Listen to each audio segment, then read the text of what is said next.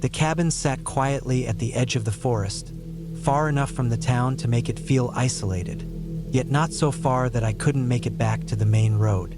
It had always been my grandmother's home, the place she'd raised her family and where I'd spent most of my summers growing up.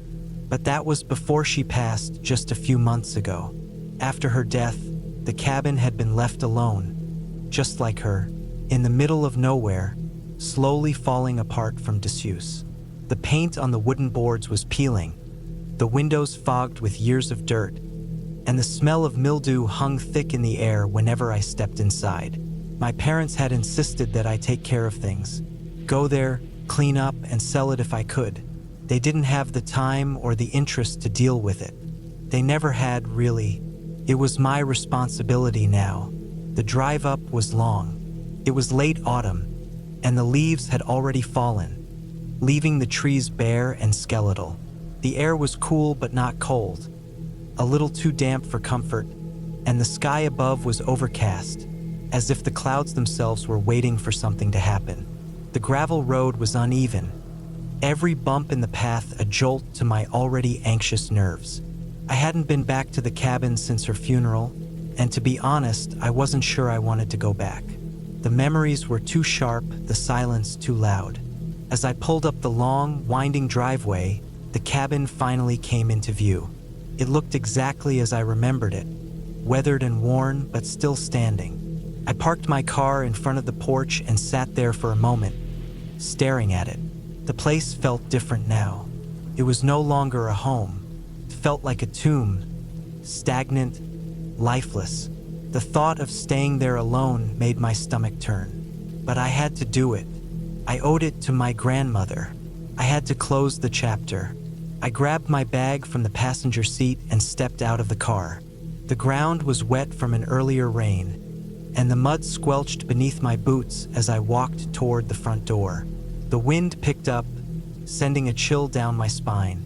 I fumbled for the key in my pocket and unlocked the door, the old wood creaking in protest. Inside, the air was stale, the smell of dust and decay overwhelming. The living room was just as I remembered it, with the old armchairs and the cracked fireplace where my grandmother used to sit and tell stories. The old photographs on the walls, some faded with time, still hung there, as though she might walk in at any moment and start her usual chatter. But there was no one. I switched on the light, and the room was flooded with the dim glow of a single, buzzing bulb. It cast strange shadows on the walls, making the room feel even smaller, more oppressive. I went to the kitchen to start a fire in the stove, an old wood-burning one that was still functional. The smell of burning wood filled the air, but it didn't comfort me like it used to. Instead, it made the place feel colder somehow, more alien. I decided to start cleaning just to occupy my mind. I dragged the old rug into the hallway and began sweeping the dust from the floor. But then, as I worked my way toward the back of the cabin, something caught my eye, a faint outline on the wooden floor. At first, I thought it was just a shadow, but as I moved closer, I realized it was a mark, a stain, dark, unmistakable. I knelt down, brushing my fingers over the spot. It was old, too old to be fresh, but still it felt wrong. The shape was irregular, like something had been dragged across the floor. A chill ran through me, and I couldn't shake the feeling that something was off. My grandmother had lived in this cabin for decades. There had never been anything strange here. No accidents, no unexplained events. Yet this mark, it unsettled me. I spent the next few hours cleaning the rest of the cabin, trying to ignore the nagging feeling that I wasn't alone. The silence was deafening. It was the kind of silence that made every creak of the floorboards sound like someone was walking behind you. Every gust of wind outside sounded like someone was whispering your name just out of reach. As the evening drew on, I decided to sit down for a break. I sat on the old armchair by the window, looking out at the bare trees and the gray sky. My grandmother used to sit in this chair every evening, knitting or reading, watching the sun dip below the horizon. I closed my eyes, trying to recall her face, her voice, but it all felt so distant now, like it belonged to someone else. The wind howled outside, and the rain started falling heavily, tapping against the windows. I rubbed my eyes, feeling the weight of exhaustion settle in. But then, out of the corner of my eye, I saw it, a shadow, in the doorway. I jerked my head to the side, heart pounding in my chest, but the door was empty. The room was as still as it had been just moments before. I told myself it was just my imagination, but the feeling didn't go away. The air felt colder, thicker, as if something was pressing down on me. I got up, shaking my head, and went to the back room. It was a small bedroom, the one my grandmother had used. I'd always hated this room. It felt too small, too cramped, with its low ceiling and old, faded curtains. But it was the only room left to clean. I opened the closet door, and the smell hit me. It was the same smell I'd noticed when I first walked in. A musty, stagnant air that made my throat tighten. The closet was full of old things. Coats, boxes of forgotten knickknacks, and a trunk tucked into the far corner. I hadn't noticed it before. My curiosity got the better of me, and I dragged the trunk out. It was heavy, the metal locks rusted with age. It had been pushed to the back of the closet, like it had been forgotten. I didn't have a key, but I pried open the rusted locks with a crowbar I found under the sink. Inside, there were old clothes, my grandmother's clothes, some of them still in perfect condition. But beneath them, I found something strange. A stack of letters, yellowed with age, and a small, leather-bound notebook. I picked it up, my hands trembling as I flipped through the pages. It was my grandmother's handwriting, but the words on the pages didn't make sense. They were jumbled, like someone had written them in a fevered rush. As I read, the hairs on the back of my neck stood up. The last entry was the most disturbing. It simply said, "They're coming. I can hear them in the walls." A sudden noise from the hallway made me freeze. A soft thud, then the sound of something scraping across the floor. I stood up quickly, dropping the book in my hands, and rushed into the hallway. But there was nothing there, just the shadows stretching across the walls, darker now in the low light. My heart was pounding, and I was struggling to breathe. My grandmother had always been so practical, so grounded. But now I wasn't sure if I ever really knew her. What had she meant? Was she paranoid, losing her mind? Or was something else happening here? I spent the rest of the night trying to shake off the feeling that I was being watched. I packed up my things, deciding I couldn't stay any longer. I couldn't bring myself to go through the rest of the cabin, not after what I'd found. As I locked the door behind me and made my way back to the car, I glanced back at the cabin. The lights inside were off now, but I could have sworn I saw a figure standing in the window, watching me leave. Maybe I was just imagining things, or maybe it was the wind, or maybe, just maybe, my grandmother hadn't been as alone as I thought.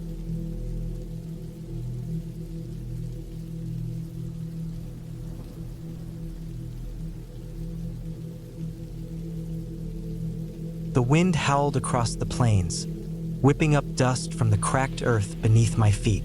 It was late October, 2008, and I was about halfway through my 2-week stint at a small, rundown farm cabin outside of Clarksburg, Kansas. I was 24, fresh out of college and looking to escape the city for a while. I'd grown up on a farm in the Midwest, so the idea of being alone in a quiet, isolated cabin seemed like the perfect way to unwind. I was used to the quiet and solitude, though the remote location of this cabin was a bit more isolated than I'd anticipated. The cabin itself wasn't much. An old, weather-beaten structure with peeling paint and a rusted tin roof. But the surrounding land was beautiful, stretching out for miles with only a few scattered barns and fields. The silence was almost oppressive at first, but after a couple of days, it started to feel comforting. That was until things started to get weird. It had started out innocently enough. I spent most of my days hiking around the fields, checking out old fences, and just breathing in the open air. The nights, however, were a different story. The cabin was small, and with no electricity or modern amenities, it felt a bit more like a time capsule from the 1950s. I lit candles and relied on a small wood-burning stove to keep warm. The first thing that bothered me was the noises. At night, I would hear creaks and groans from the walls, sounds that you would expect from an old house, but the longer I stayed, the more the sounds seemed to shift. They weren't just the house settling. At first, I thought it might be animals or maybe the wind, but after a few days, it became something else. There were soft thumps, almost like footsteps, coming from the attic. I told myself it was just the house. Old houses creak. But as the nights wore on, I couldn't ignore it anymore. The sounds were too consistent, too deliberate. On the fourth night, I decided to investigate. Armed with a flashlight and a sense of uneasy curiosity, I climbed the creaky stairs to the attic. The room smelled musty, the air thick with dust. The floorboards were loose, groaning under my weight. I swept the light across the dim, cluttered space, expecting to find nothing but old boxes and cobwebs. Instead, my gaze landed on a large, wooden trunk in the corner, something I hadn't noticed before. I hesitated, but curiosity won out. I approached it slowly, the beam of my flashlight flickering in the darkness. The trunk was old, with iron straps running across the edges and a large, rusted lock hanging from the front. I reached out to touch it, but the instant my fingers brushed the metal, I heard a rustling sound, like someone moving just behind me. I spun around, my heart racing, but the room was empty. I took a few deep breaths, trying to steady my nerves. "It's nothing," I whispered to myself. "Probably just the wind or something outside." But deep down, I didn't believe it. I backed away from the trunk and quickly left the attic, locking the door behind me. I spent the rest of the night on edge, hearing the soft, deliberate thumps once again coming from above. It was the kind of sound that made your skin crawl, like someone or something was watching you, waiting for the right moment to make its move. The next day, I tried to shake off the feeling of unease. I decided to get out of the cabin and explore the land around me. I grabbed my boots, slung my camera over my shoulder, and set out for a long walk through the fields. The bright blue sky stretched endlessly above me, and for a while, I was able to push the creepy thoughts from my mind. But when I stumbled across the old barn at the far edge of the property, my unease returned. The barn was decrepit, barely standing with its rotting wood and missing shingles. It was hard to imagine that it had ever been a functional building. Curiosity got the best of me, and I walked closer. The door hung crookedly on its hinges, the wood warped from years of neglect. I pushed it open, wincing at the loud creak. Inside, the air smelled musty, like mildew and decay. The barn was mostly empty except for a few broken farm tools and piles of old hay scattered across the floor. But then I saw it, a small, weathered crate in the corner. It looked like it had been there for years, untouched by time. My hands trembled as I reached for the crate. I hesitated, but once again, my curiosity got the better of me. I opened it and my stomach dropped. Inside were several items: old clothes, scraps of fabric, and something that made my blood run cold. A pair of shoes, caked with dirt and mud, as though they had been worn for years. But the strangest thing was the way they were positioned, sitting upright, as if someone had just taken them off and placed them carefully. I slammed the crate shut, my heart pounding in my chest. Something about it felt wrong, like I had stumbled upon something I wasn't supposed to see. I quickly left the barn, feeling the hairs on the back of my neck stand up. I decided to head back to the cabin, but the wind had picked up, howling through the fields, and I couldn't shake the feeling that I was being followed. As the days passed, the strange occurrences only grew worse. The noises in the attic became louder, more frequent. I would wake up in the middle of the night, hearing the sound of someone moving around the house, shuffling footsteps on the floor below me. It got to the point where I started avoiding the attic altogether, but I could still hear it. The thumping, the dragging, the sound of something or someone moving around above me. One night, I woke up to the unmistakable sound of footsteps on the stairs. My heart raced, and I froze in bed, listening. The footsteps grew louder, closer. I didn't know what to do. I grabbed the nearest thing I could find, an old broom that had been left in the corner of the room, and crept toward the door. The stairs creaked under the weight of someone or something coming up. I was panicking now, my breath coming in quick, shallow gasps. I opened the door and stepped into the hallway. The footsteps had stopped, but the house was eerily silent, like it was holding its breath. I turned the corner, and that's when I saw it. At the end of the hall, the door to the attic was ajar. It was impossible. There was no way I had left it open. Slowly, I approached, the hairs on the back of my neck prickling. The air felt colder now, the silence deafening. I pushed the door open with trembling hands, the beam of my flashlight sweeping across the room. Nothing. But then, something caught my eye, a movement just in the corner of the room. My breath hitched. It was the trunk, the one I'd seen earlier. But now it was open, its contents spilled across the floor. The shoes, the clothes, everything was there. But there was one thing that hadn't been there before. A single blood-stained handkerchief, carefully folded and placed on top of the pile. I didn't need to look anymore. I turned and ran, out of the cabin, through the fields, into the night. I didn't care about my stuff. I didn't care about anything but getting away. By the time I reached the main road, the sun was starting to rise. I didn't stop running until I reached the first gas station. I never went back to that cabin, and to this day, I can't explain what happened. All I know is that whatever was in that barn, whatever was in that attic, it was not something I could understand. But it was real, very real.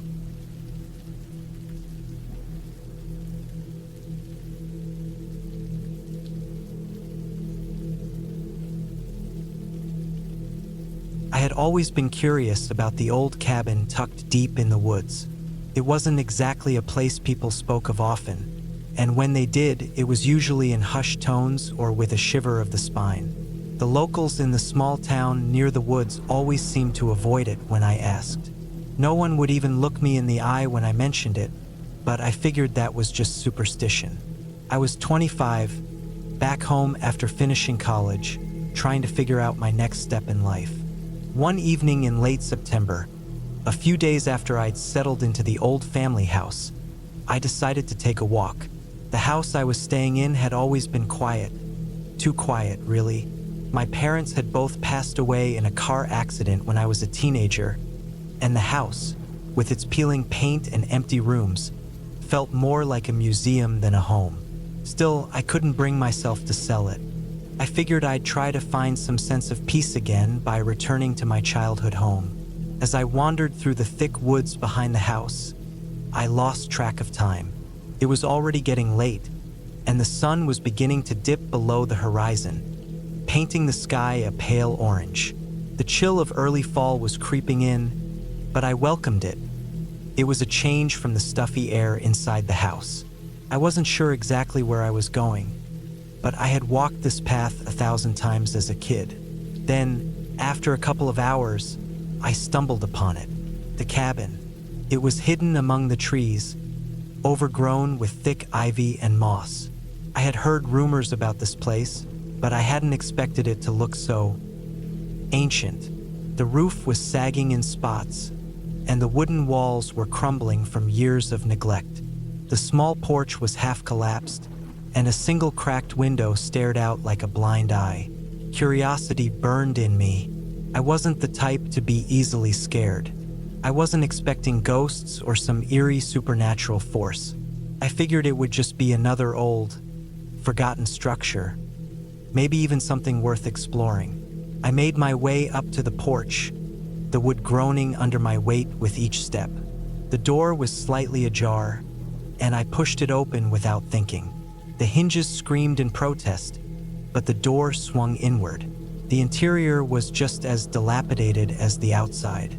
The floor was covered in a thick layer of dust, and spider webs clung to every corner. There was a stone fireplace on one wall, its hearth dark and cold. A few broken chairs lay scattered about, their frames rotted beyond repair. The air was thick with the smell of mildew and decay. I walked further inside, feeling a shiver run down my spine. Not from fear, but from the undeniable feeling of neglect that seemed to hang in the air. This place hadn't been touched in years, maybe even decades. Yet there was something oddly familiar about it, as if I had been here before or at least seen it in a dream. The feeling passed quickly, and I continued to explore. There was a small wooden table in the center of the room, its surface worn and scratched. A few old books were piled up on one corner of the table, their pages yellowed and fragile. I picked one up, but the second I touched it, the binding crumbled, and the pages fell apart in my hands. I winced, brushing off the dust. Whoever had lived here had clearly left in a hurry. There were signs of life. Clothes left in a pile on the floor, a chair with an old jacket draped over it. But there was no trace of who had lived here or why they had left. I couldn't shake the feeling that I wasn't alone. The silence was unnerving, almost suffocating. I turned around quickly, half expecting to see someone standing in the doorway, but there was nothing, only the shadows creeping into the corners of the cabin as the sun began to set. I wandered into the next room, which looked like it had once been a bedroom. A dilapidated bed frame stood against the wall, the mattress long gone. A single drawer was pulled open on an old dresser, and I knelt down to inspect it. Inside, there were a few scattered papers, letters, most of them. They were too fragile to touch, but I could make out some of the ink, faded and barely legible. The names were unfamiliar to me, but the handwriting was neat, precise. One letter, however, caught my attention. It was written on thick, yellowed paper, with the ink still relatively dark. I unfolded it carefully and began to read. Asterisk. We can't stay here any longer. It's not safe. The others, they're watching us. If we don't leave, they'll come for us. The cabin is a trap, and we've fallen into it. I'll never forgive myself for bringing us here. If you find this letter, please don't follow us. Leave this place behind.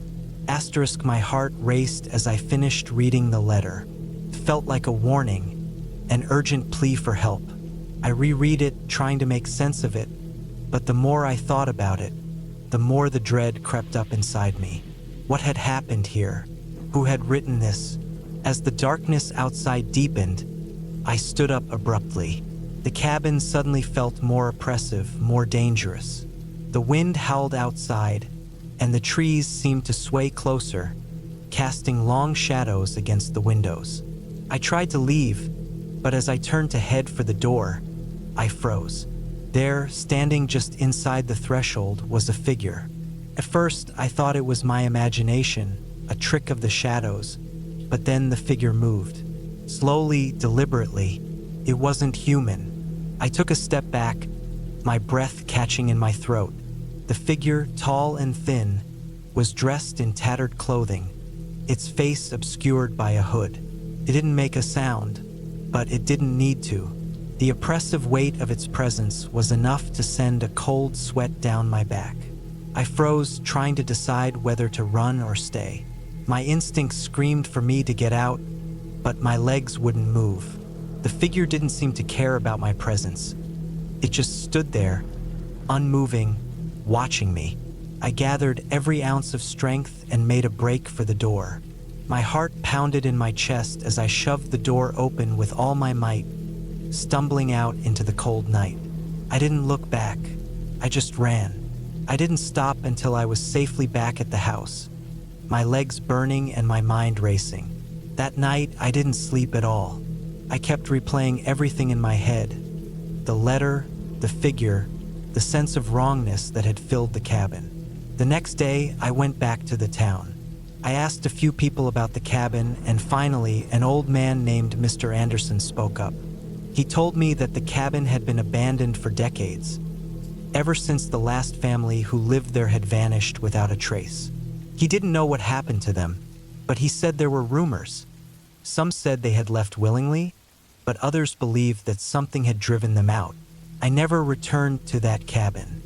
Something in the air that night had told me that I wasn't meant to know what happened there. Whatever it was, whatever evil had been hiding in the woods, it didn't want to be found. I left that place behind, but the memory of the cabin stayed with me. Even now, I can still hear the sound of that door creaking open, the figure standing just beyond the threshold, waiting. It's as though the cabin is calling me back. But I won't go. Some places are better left undisturbed.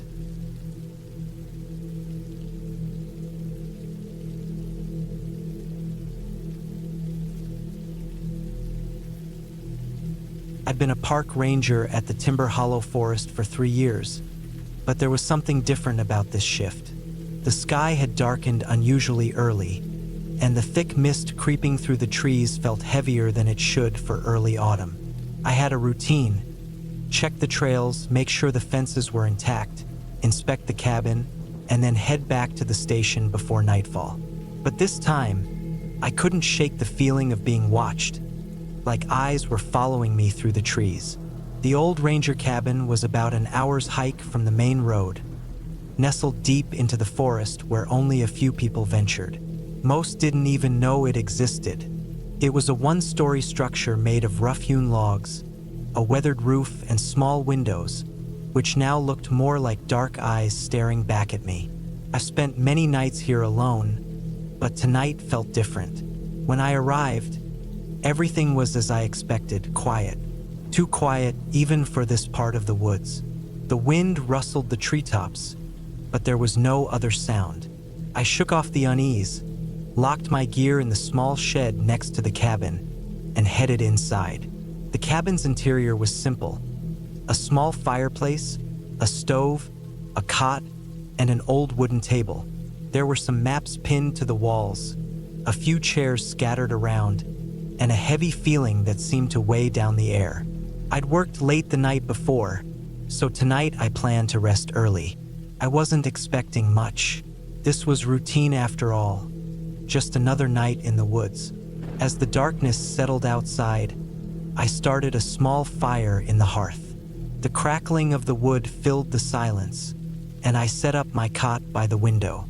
It wasn't long before the shadows outside deepened, and the wind began to pick up, knocking against the cabin with a force that made the wood creak and groan.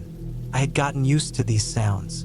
The storm had been building for hours, so I figured the wind was just doing its thing. But then I heard it, a distant thud. I froze, my hand hovering over the fire poker. The wind had stopped for a moment, and the silence felt unnatural. Another thud, closer this time. It was rhythmic, like someone walking heavily through the woods. Too heavy for an animal, but not quite like a person either. My heart began to race. I grabbed my flashlight from the table, the beam cutting through the dark like a knife. I pointed it toward the window, trying to catch any movement, but the mist outside was too thick. The light barely cut through it, illuminating nothing but the swaying trees. Another thud. This time it was definitely closer. I quickly pulled on my boots and grabbed my jacket, not even thinking about the consequences of walking outside alone in the middle of a storm. Something told me I needed to check it out. The unease, the feeling of being watched. It was all building to a point where I had to see what was out there. I opened the door slowly, the hinges groaning. The wind immediately hit me, tugging at my jacket, but it was the smell that struck me first. A rotten, earthy scent, like decay mixed with something sharp and metallic. It was enough to make my stomach turn. I scanned the area, but there was nothing. No animal, no person, just the trees and the mist swallowing the ground. Then, I heard a loud snap behind me. I whipped around, but saw nothing in the gloom. The mist was thick, swirling like smoke. I stood there for a few moments, listening intently, the hairs on the back of my neck standing up. The forest around me felt alive in a way that I wasn't used to, breathing, waiting, watching. I forced myself to step back inside. My thoughts were racing. I couldn't explain what was happening, but I had this feeling. It was like something wasn't right. Something was wrong with the land. Inside, I locked the door, bolted the windows, and pulled the curtains closed. I couldn't explain why, but I felt an urgent need to protect myself. The unease in the air grew heavier, pressing down on me. Felt like the walls were closing in. I sat by the fire for hours, trying to focus on the flames, to calm my mind. But my thoughts kept drifting back to the sounds. The thuds, the snap. Something was out there. It was well past midnight when I heard the noise again. This time, it was unmistakable. Something was scratching at the side of the cabin. The sound was slow at first, rhythmic, like nails dragging across the wood. I grabbed my flashlight again, my pulse hammering in my throat. The beam danced wildly as I swung it around the room. I went to the window and peered out through the curtains, half expecting to see a figure standing just beyond the glass. But there was nothing. The mist had thickened even further, so dense now I could barely see more than 10 feet outside. Then, as if to mock my growing fear, the scratching stopped. But the silence didn't comfort me. It only deepened the unease, the suffocating sensation that something was there, something watching me. I couldn't take it anymore. I grabbed my rifle from the corner, loaded it, and stepped back outside. The storm had started to pick up again, wind howling through the trees, making it even harder to hear anything. The forest seemed to pulse around me, like the trees were holding their breath. I took slow, careful steps away from the cabin, my eyes scanning every shadow. The mist was so thick now that I could barely make out the ground beneath me. Every crack of a twig, every rustle of leaves had me jumping, but I forced myself to stay calm. I wasn't going to be one of those rangers who panicked over nothing. But then I saw it, a figure crouched low near the edge of the woods. It was humanoid but twisted, distorted. Its limbs were too long, too gangly. Its head was turned at an unnatural angle, and its eyes, wide, unblinking, were fixed on me. My breath caught in my throat. My finger twitched on the trigger of the rifle, but I held back. Something told me that shooting wouldn't solve this. The figure didn't move, it just stared, watching me. My mind raced, trying to make sense of what I was seeing. Was it human? Some kind of animal? Then, without a sound, it stood up straight and disappeared into the mist, vanishing as quickly as it had appeared. I stood there for what felt like an eternity, my breath coming in shallow bursts. The only sound was the wind in the trees and the distant rumble of thunder. I wanted to run back inside, but something held me rooted to the spot. My instincts screamed at me to stay. I don't know how long I stood there, but when I finally did return to the cabin, I locked myself in again, and for the first time in my life, I felt like the forest had won. I wasn't supposed to feel afraid out here, not in my own territory, but I couldn't shake the feeling that something had crossed the line. The rest of my shift was uneventful, but I couldn't forget what I'd seen or what I hadn't seen. I knew one thing for sure. I wouldn't be staying out here much longer. The land had changed, and whatever was lurking in the woods was something I didn't want to understand. The storm finally passed by morning, but the fog hung heavy in the trees. As I drove back to the station, I couldn't help but wonder, was it all just my imagination, or had I been too close to something I wasn't meant to see?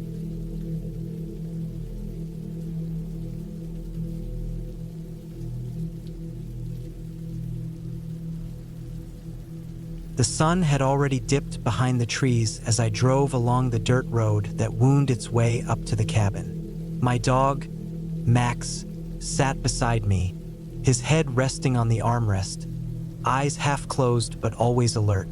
It had been a while since I'd made the trip to this place, a small cabin tucked in the forest just outside a sleepy town.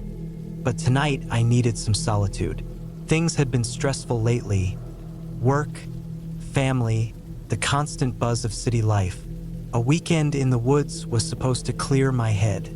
As I pulled up to the cabin, the familiar scent of pine and damp earth hit me. The cabin itself was small, old even, but I had always liked the simplicity of it. No internet, no Distractions. Just a place to breathe. Max jumped out of the truck as soon as I stopped, eager to explore. He was a large German shepherd, not the friendliest dog to strangers, but incredibly loyal to me. He trotted ahead, nose to the ground, taking in the scents of the forest. I grabbed my bags, locked the truck, and followed him inside. The cabin's interior was just as I remembered. A small kitchen to the left, an old wood-burning stove against the far wall, and a tiny living area with a worn-out couch and a stone fireplace. The furniture was basic, but it was enough for a weekend. I lit the stove to warm the place up, and Max settled near the fire, his large form taking up most of the rug. I unpacked a few things, not bothering with much, then sat down in the recliner, staring out the window into the woods. It was peaceful, too peaceful, maybe. I couldn't shake the feeling that something was off. I shrugged it off, convincing myself it was just the isolation getting to me. It wasn't long before I made dinner, a simple stew I had brought along. Max was content with his kibble, which was a relief since he'd never been one for table scraps. After dinner, I sat back on the couch, a glass of bourbon in hand. Max was asleep at my feet, and the only sounds were the crackling of the fire and the occasional wind rustling through the trees outside. I had planned to read, but I felt too restless. The wind had picked up, and a faint howl echoed from somewhere deeper in the forest. It didn't sound like a wolf, though. It was too eerie, too unnatural. I shook it off as my imagination playing tricks on me. But then Max perked up, ears twitching, his body rigid. I turned toward him, frowning. "What is it, buddy?" I muttered, but he didn't respond. Instead, he slowly stood and walked toward the door, his gaze fixed on something outside. I followed him, unease creeping up my spine. Max stopped by the door, sniffing the air, his hackles raised. I reached for the flashlight on the table and stepped outside, Max right by my side. The wind had died down, leaving an eerie stillness in its wake. The forest was unnaturally quiet. No birds, no rustling leaves, just the faint sound of my boots crunching on the dry ground. I stood there for a moment, scanning the darkness with the flashlight. Nothing. The beam sliced through the blackness, illuminating nothing but trees and shadows. But Max was restless, pacing back and forth, whining softly. I couldn't see anything out of the ordinary, but there was a chill in the air now, more than just the drop in temperature. Felt wrong. I tried to ignore the sense of dread gnawing at my gut. Maybe it was the isolation, the silence, or maybe I was just being paranoid. "Come on, Max. Let's go back inside." I muttered, but Max didn't move. He was staring intently at something, his body rigid, eyes locked on a point somewhere just outside the range of the flashlight. I slowly turned the beam toward where he was looking, and my heart skipped a beat. A figure, no, not a person, but something humanoid, was standing between the trees, just at the edge of the light. It was tall, unnaturally tall, and hunched in a way that made its limbs seem far too long. Its face was pale, almost sickly, with dark eyes that gleamed like black holes in the flashlight's beam. I froze, my mind racing, trying to make sense of what I was seeing. Max let out a low growl, stepping in front of me, teeth bared. The figure didn't move, didn't speak, just stared at us with those unblinking eyes. My hand shook as I gripped the flashlight tighter, but I couldn't tear my eyes away from it. I didn't know what to do. If it was human, why didn't it say anything? If it wasn't, what the hell was it? The stillness was broken when the figure finally moved. It didn't walk. No, it glided, moving with an unnatural, jerky motion as it drifted backward into the trees, vanishing just as suddenly as it had appeared. I stood there for what felt like an eternity, trying to process what had just happened. Max was still on edge, growling softly, but slowly his stance relaxed. I had to make a decision: stay outside and risk whatever that thing was, or go back into the cabin. I didn't like the idea of being alone in the woods with something like that out there, but the cabin felt safer, even if it didn't provide any real protection. "Let's go, Max," I muttered, pulling the door open and ushering him inside. He followed, but he kept looking back toward the trees, his gaze fixed on the darkness outside. Inside, I locked the door and grabbed the rifle I had brought along for peace of mind. The cabin was small, but the windows gave a view of the surrounding forest, and the thought of that thing being out there, watching me, sent a shiver down my spine.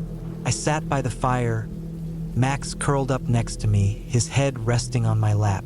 I tried to focus on the warmth of the flames, but every creak and groan of the cabin felt like it was part of something bigger, something dangerous. I didn't know how long I sat there, my mind racing, trying to make sense of what I had seen. Hours passed, or maybe it was only minutes. I had no idea. The storm outside had picked up again, the wind howling, the rain lashing against the windows. But despite the weather, I couldn't sleep. Every noise from the forest made my heart race. The world outside was pitch black, and I felt like I was trapped in this tiny cabin, alone, with whatever that thing was still lurking out there. Finally, exhaustion won out. I lay down on the couch, pulling the blanket over me, trying to ignore the fear gnawing at me. Max was still alert, his eyes scanning the room. I closed my eyes, but I didn't sleep. Not really. The night stretched on, and I kept waking, listening for any sound that might give away that something was out there. But as the hours passed, the storm began to ease, and slowly, the forest returned to its natural quiet. By morning, the only thing left was the sound of Max breathing softly beside me and the occasional drip of water from the roof. The figure never returned, and I never saw it again. But I couldn't shake the feeling that it was still out there somewhere, waiting. I stayed another night in the cabin, but every moment felt like an eternity, and I couldn't bring myself to go back into the forest. When I finally left the next day, I took one last look at the trees, feeling a shiver run down my spine. Max, as usual, didn't seem to care, but I knew, deep down, that whatever I had seen out there in the dark was real, and I would never forget it. And the worst part? I wasn't sure if it had really gone, or if it was still watching me from the shadows.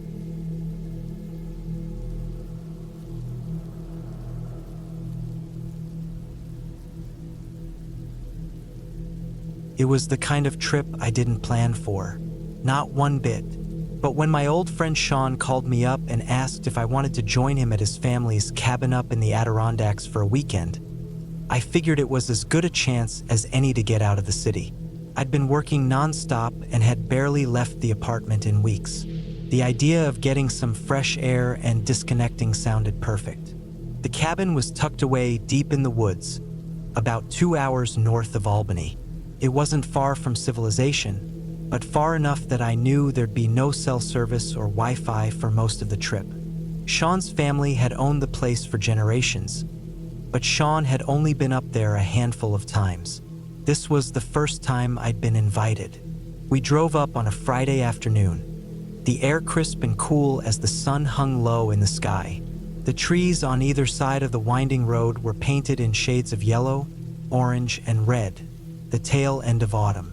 I could feel the tension in my shoulders easing as we got further and further from the city.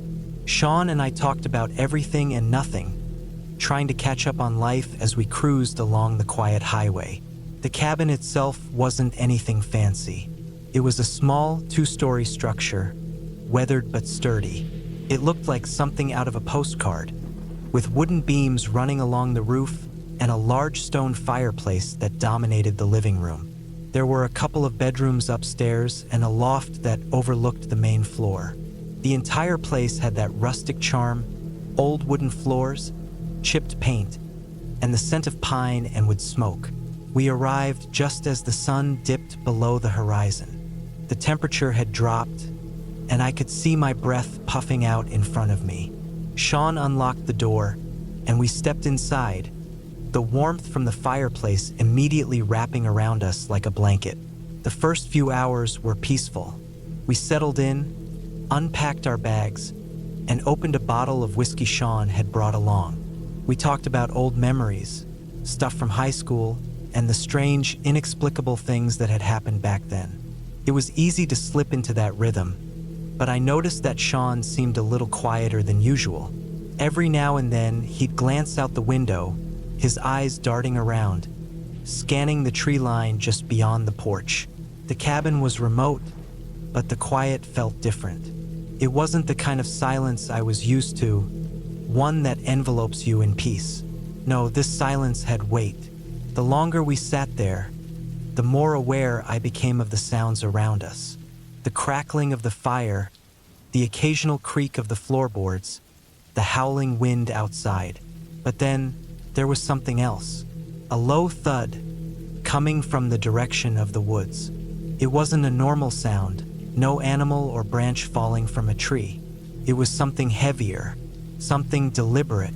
I tried to shake it off, thinking it was just the wind or a tree limb hitting the cabin. But Sean didn't look convinced. He stood up abruptly, his chair scraping against the floor. "I'll go check it out," he muttered almost to himself. "Check what out?"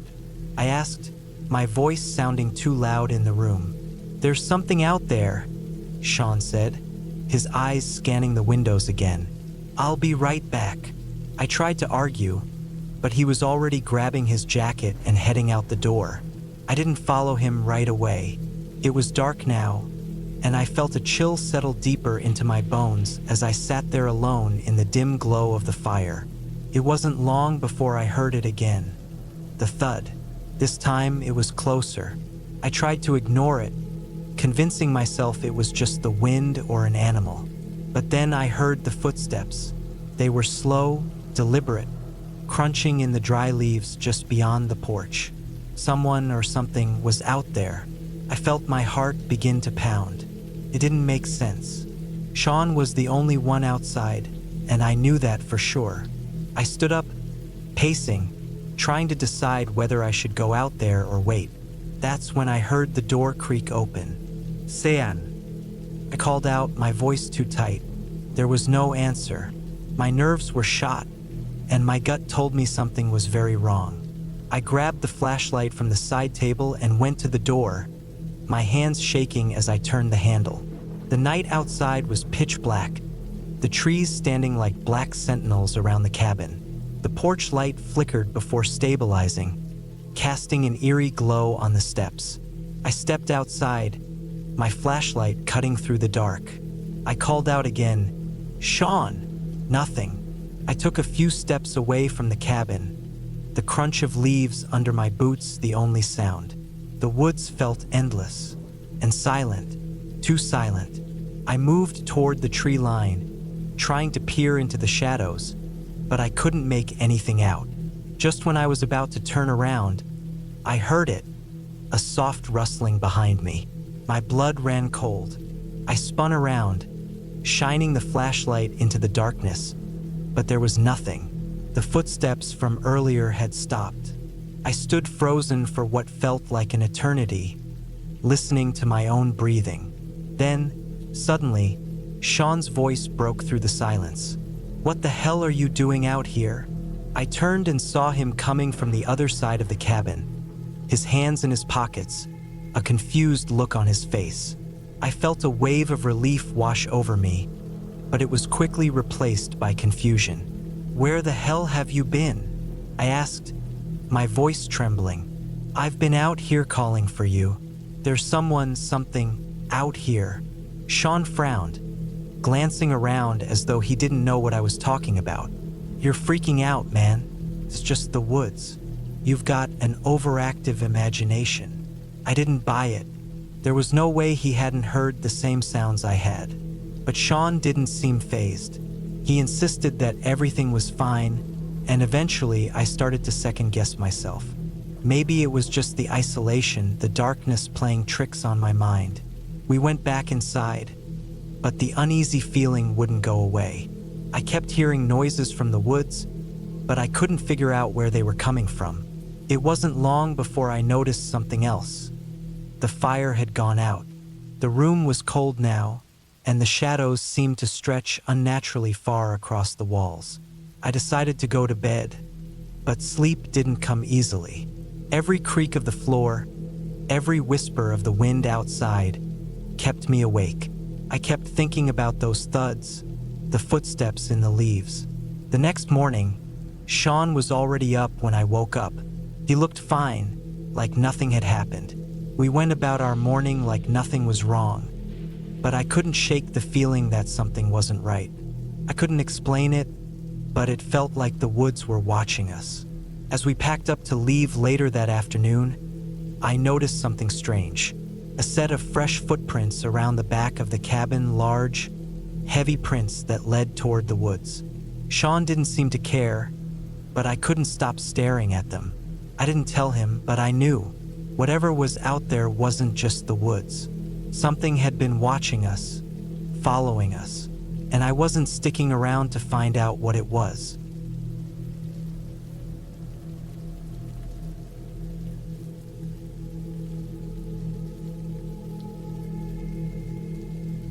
The rain had been coming down for hours, a steady, relentless pouring that drummed against the old cabin's roof. I had been driving for most of the day, heading out to the middle of nowhere to escape the noise of the city. It was supposed to be a break, a few days alone to clear my head and do some writing. A cabin deep in the woods, just me, the trees, and the sound of the rain. I pulled up the gravel driveway at around dusk. The place looked almost exactly as it had in the photos, although the cabin itself was a little more worn than I expected. The wooden planks were weathered, the paint chipped, and the windows were old and fogged up. But it had character, and that was exactly what I wanted. The silence, the isolation, the chance to get away from everything. I grabbed my bags from the car and walked up the creaky porch steps. The door was locked, but the owner had given me the key earlier that day. I slid it into the lock and turned. The door opened with a groan, revealing the dim interior. A small living area with a couch, a fireplace, and a simple kitchen. It smelled faintly of pine and old wood, which was oddly comforting. I put my things down and went to check out the bedrooms. There were two, one upstairs and one down. I chose the one downstairs because it felt cozier, and I figured I wouldn't need to climb stairs when I was half asleep. The bed was simple, covered with a thick quilt. The walls were bare except for a couple of old, framed pictures. I had to admit, it felt a little unsettling, but I figured that was just my overactive imagination. The rain started to pick up again as I went back to the kitchen to make dinner. I didn't feel like doing anything complicated, so I just opened a can of soup and heated it on the stove. As the steam rose from the pot, I sat at the small kitchen table, looking out the window. The rain hit the glass, streaking down in jagged lines. The forest outside was thick, dark, and still. No wildlife, no sounds, just the rain and the occasional rustle of leaves in the wind. I felt completely alone. After dinner, I cleaned up and decided to settle in for the night. I lit a fire in the fireplace just to add some warmth to the cabin. It crackled and popped, and for a moment, I felt a sense of calm. It was exactly what I had been looking for. But then, as I sat there, alone with nothing but the sound of the fire and the rain, something felt off. I couldn't quite place it. Maybe it was the isolation, the unfamiliar surroundings, or maybe it was the way the shadows seemed to move in the corners of the room. The cabin was small, yet it felt huge when the lights were out, the darkness swallowing everything. I went to bed early that night, The bed was comfortable enough, but sleep wouldn't come easily. Every little noise made me stir. Creaks in the floorboards, the wind rattling the windows, the rain beating on the roof. The house seemed to be alive with noise, despite the stillness outside. I pulled the quilt tighter around me and closed my eyes, trying to push the thoughts from my mind. Around midnight, I was woken up by a loud thud. Came from outside, a heavy thud that echoed through the trees. I froze, straining my ears, but nothing came after. No footsteps, no voices, just the silence of the woods. My heart was racing, but I told myself it was just an animal, maybe a branch falling from a tree in the storm. I tried to ignore it and go back to sleep, but the thought lingered in my mind. The next day, I woke up to more rain, more gray skies, and the feeling of being trapped. I had planned to explore the area, but the storm made it impossible. I decided to stay inside and write. The cabin had an old wooden desk by the window, and I set up my laptop there, hoping the sound of the rain would help me focus. But the day passed in a blur. I couldn't concentrate. I kept thinking about that thud from the night before. The more I tried to shake it off, the more it gnawed at me. And then, around mid-afternoon, I heard it again. The same sound, thud, thud, thud. Louder this time, closer, came from outside, just beyond the trees. I stood up from the desk, my heart hammering in my chest. I walked to the window and looked out, my breath fogging up the glass. I couldn't see anything clearly, just the blur of the rain and the trees moving in the wind. The sound had stopped. The woods were silent again, but I couldn't shake the feeling that someone, or something, was out there. I decided to check the door. Maybe it was the wind or a stray animal pushing against it. But as I reached for the handle, I heard it again, a scraping sound, like something dragging across the porch. I froze. My pulse was pounding in my ears now. I didn't want to open the door, but I had to. I needed to know. I slowly turned the handle and cracked the door open, just enough to peek outside. The wind hit me immediately, cold and biting. There was nothing there. The porch was empty. But then, I noticed something on the ground, tracks. Not animal tracks, but human-sized footprints, leading away from the door and into the woods. They were wet, as if someone had been walking in the rain without shoes. My stomach dropped. I quickly slammed the door shut and locked it. My mind raced. I was alone. There was no one else around for miles. So who the hell had been outside my cabin? The rest of the afternoon and evening passed in a blur of paranoia. I kept the lights on, the doors locked, and every window shut tight. I didn't know what I was afraid of, but I was afraid nonetheless. The rain was relentless, hammering against the cabin with no sign of stopping. I didn't feel safe. I didn't feel like I could trust the silence. I spent the night sitting on the couch, eyes flicking toward every noise, every creak in the cabin. At one point, I heard something moving on the roof, like someone walking around. But when I went outside to check, there was nothing there. By the time morning came, I had barely slept. My eyes were heavy, my body aching, but I knew I couldn't stay there any longer. I packed up my things quickly, not even bothering to eat. I was desperate to leave. I didn't care about the storm or the mess I was leaving behind. I just wanted to be away from that place. As I stepped outside and walked to my car, the rain had finally slowed to a drizzle. The woods were still dark, the trees heavy with moisture, but I didn't look back. I didn't care to. I started the engine and drove away, my hands tight on the wheel, heart still pounding. And then, just as I reached the end of the gravel driveway, I looked in the rearview mirror. The cabin was still there, sitting in the distance. But there was something else, something new. A shadow standing just outside the door. Too tall to be a person. Too still to be anything alive.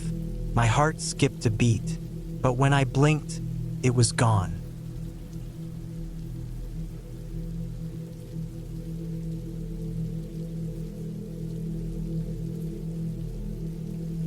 cold air bit into my skin as I stepped off the truck, the engine's hum fading into the distance. The trees around me were thick, their bare branches twisting up toward the gray sky like crooked fingers. The cabin sat just 100 yards away, nestled between two towering pines, its old wooden frame barely visible through the snow-covered ground. It hadn't been used in years, the kind of place you wouldn't want to go to alone. But here I was, alone, out in the middle of nowhere in the heart of the Idaho wilderness. I was 32, a city guy by nature, but I'd been hunting up here since I was a kid. My uncle Ray had taken me on my first trip when I was 10. He used to tell me stories about the cabin, about how it was his and his father's hunting spot long before me. Over the years, the place had fallen into disrepair. The roof sagged in the middle, and the wood had turned an ugly gray from weathering. But it was still home to 100 memories, and that's why I decided to come. After everything that happened in the last few years, divorce, work stress, losing my old man to cancer, I needed to get away, to remember who I was before all this weight settled on me. I grabbed my duffel bag and rifle, walking through the snow with a soft crunch underfoot. The world was quiet, too quiet. There wasn't even a breeze. The stillness made me uneasy, a tension that crept up from the ground into my bones. The cabin looked even worse up close. The door hung off its hinges, and the porch was half collapsed. It was the kind of place that made you question your decision to be there. But I ignored the discomfort and pushed the door open, the wood scraping against its frame in protest. Inside, the air was stale, and the smell of mold and rotting would hit me hard. I set my things down on the worn-out couch and looked around. The place hadn't changed much since I was last here. My uncle's old hunting gear hung on the walls, a few mounted animal heads staring down at me. There was a stack of firewood in the corner, but the fireplace had long since stopped being functional. The kitchen was empty, save for a few rusted pans and dishes left behind by previous visitors. I pulled out a flashlight from my bag and started checking the place for any signs of rodents or anything else that might make a stay here less than comfortable. It didn't take long before I noticed something odd. A trail of dirt led from the back door to the living room, stopping right in front of the fireplace. It wasn't much, just a few patches of dirt where the snow had been tracked inside, but it was enough to make me pause. I hadn't stepped through that door since I got there, so the dirt was fresh. That bothered me more than it should have. There was no one else up here, or so I thought. I shrugged it off, assuming it was just an animal that had gotten in somehow. I checked the back door, which was half open. The latch was broken, and it looked like something had been pushing against it from the inside. Maybe a raccoon or something had managed to slip through. I locked it back and then decided to get some firewood. As I stepped outside, I noticed something strange in the snow, a set of tracks that weren't mine. They were large, nearly twice the size of my boots, and they led toward the forest. The tracks were deep, like whatever made them was heavy, and they weren't spaced like animal tracks. They were too regular, too deliberate. I stood there, staring at them for what felt like an eternity. But then I shook it off, telling myself it was probably another hunter or someone who had come up here earlier and left without saying anything. Still, I couldn't help but feel uneasy, as if I wasn't alone. I gathered some firewood and headed back inside, trying to ignore the gnawing feeling in the pit of my stomach. It was getting late, and the sun had dipped below the horizon, leaving the world in darkness. I started the fire in the old stove, watching the flames flicker and dance as they began to warm the cabin. The crackling of the wood was the only sound in the room, but even that felt like it was too loud, too intrusive. I set up my sleeping bag on the couch, not wanting to sleep in the back room, where the air felt damp and musty. The fire was warm enough, but the quiet outside was starting to mess with my head. Every time a branch snapped or a twig broke in the woods, I felt my heart skip a beat. I kept telling myself it was just an animal, maybe a bear or a deer or a coyote. but the tracks from earlier stuck with me, and every time I heard a noise, I couldn't shake the feeling that something was watching me. Around midnight, I decided to check the windows. The snow outside had started to pick up, falling in thick, heavy flakes that blurred the trees and the world beyond them. I peered out, the flashlight beam cutting through the darkness, but there was nothing out there, just the endless snow and the towering trees. But as I turned away from the window, I saw it, a shadow in the corner of my eye. It was quick, but it was there. I froze, my body locking up in a way I hadn't felt in years. I grabbed my rifle from the corner and crept to the back door, peeking outside. Nothing, just the wind whipping through the trees. But the tracks from earlier, they weren't gone. They were still there, leading deeper into the woods, now covered by a fresh layer of snow, but still visible. I don't know why, but something told me I had to follow them. I don't know what made me do it. It was dark, freezing, and I didn't know what I was walking into, but I grabbed my flashlight and set off into the woods. The snow crunched beneath my boots, the only sound breaking the silence of the night. As I walked deeper, I noticed the tracks were getting fresher, the snow around them still undisturbed, as if whatever made them was just ahead. The trail led me to a clearing, and that's when I saw it. A figure standing in the center of the clearing, facing away from me. It was tall, with broad shoulders, and it stood unnaturally still. I froze. My heart raced, and my mind screamed at me to turn back. But before I could move, the figure turned. Its face was covered in dirt, and its eyes, they were dark, hollow, empty. It looked like it had been living out here for years, a wild thing. I felt sick to my stomach, a chill running down my spine. I backed up slowly, trying not to make a sound, but the figure didn't move. It just stared at me with those empty eyes. I don't know how long I stood there, frozen in place, but finally, my legs regained control and I turned to run. The forest seemed to close in on me, branches scraping against my skin as I sprinted back toward the cabin. When I reached the cabin, I slammed the door shut and locked it behind me. I stayed inside for the rest of the night, never sleeping a wink, too terrified to even blink. The figure never came any closer, but I knew it was out there, watching me. When dawn finally came, I packed up and left without looking back.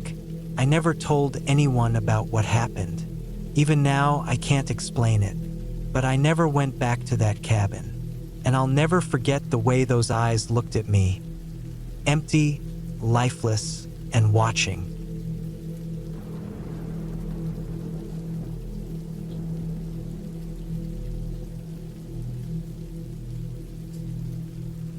I had always dreamed of a quiet retreat in the English countryside.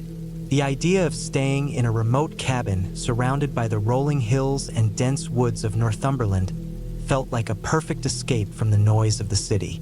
I wasn't one for crowds or constant socializing, so when the opportunity came up to rent a secluded cabin for a week, I jumped at it without a second thought.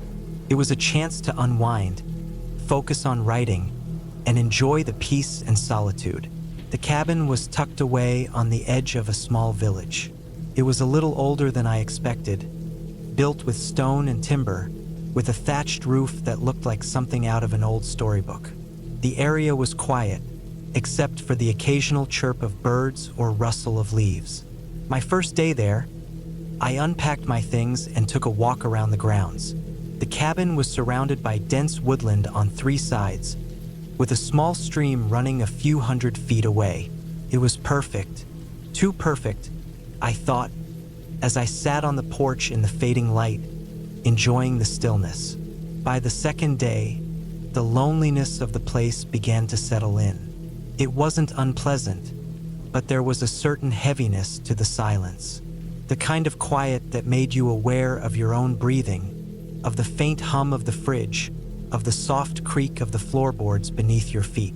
It made you feel like you were constantly being watched, even though there was no one around. It was the evening of the 3rd day that things began to take a strange turn. I had been inside most of the day, writing and occasionally looking out the window at the trees that stood like sentinels in the distance. The light outside was starting to dim when I saw something unusual through the glass.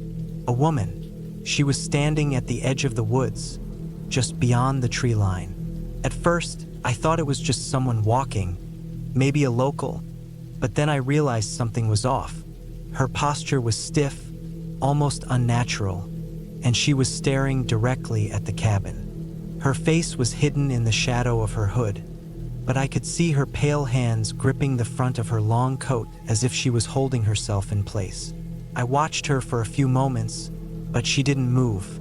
It was like she was waiting for something, or perhaps watching me. It made the hair on the back of my neck stand up.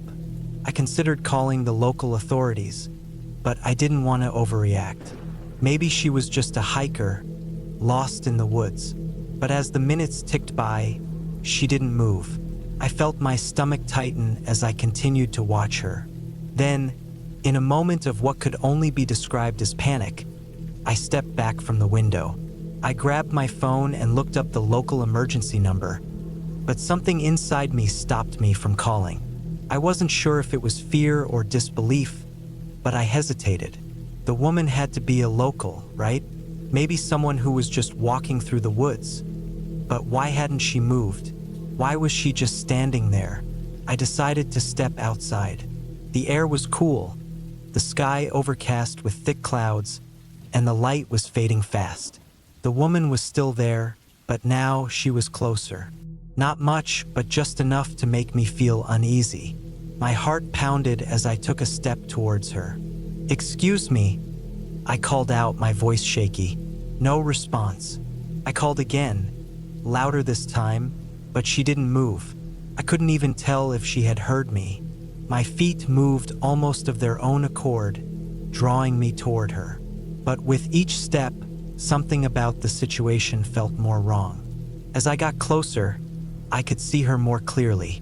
Her skin was unnaturally pale, almost translucent, and her hair, which was partially covered by the hood, hung in tangled strands down her back. The coat she wore was an odd shade of gray, faded and worn, as if it hadn't been washed in years. It wasn't the clothes that unsettled me so much. It was her stillness, her complete lack of movement. I stood no more than 10 feet away from her now. I felt an overwhelming urge to turn and run, but something kept me rooted to the spot. I tried again to speak, but my voice came out in a hoarse whisper. "Are you okay? Do you need help?" It was then that she finally moved. Slowly, deliberately, she lifted her head. Her eyes were wide, dark, and utterly lifeless. For a split second, I felt like the ground had been pulled out from under me. There was nothing human about her gaze. It was hollow, empty. I felt a chill run down my spine, a cold that seemed to seep into my very bones. And then she spoke, but the words didn't make sense. They were not in English, not any language I recognized. They were guttural, low, almost as if she was whispering from deep within her chest. The sound didn't register in my mind at first, and then, as if on instinct, I backed away, my breath coming in shallow gasps. Without another word, the woman turned and walked away, back into the woods. I stood there for a long moment, my heart thundering in my chest. Every instinct screamed at me to go back inside, lock the door, and not look back. But I couldn't. My feet wouldn't move. I stayed frozen for a long time, staring at the spot where she had stood.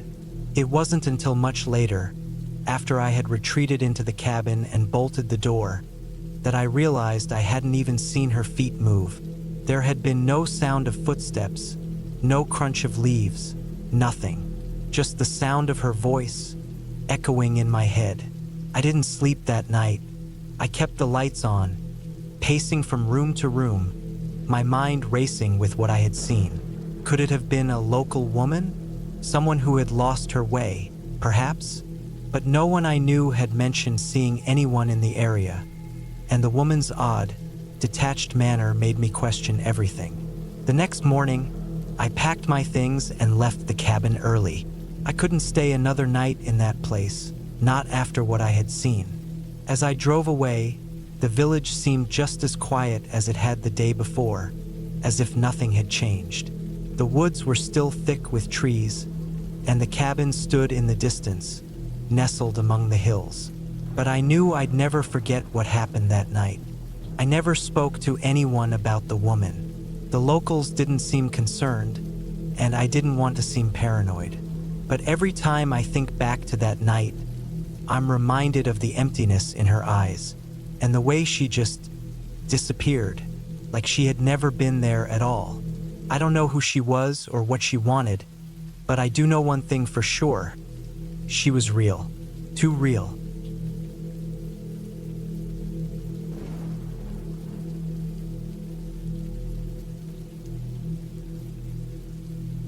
The cabin was supposed to be a retreat, a weekend getaway from the chaos of my life. It was the fall of 2012, and I just turned 28.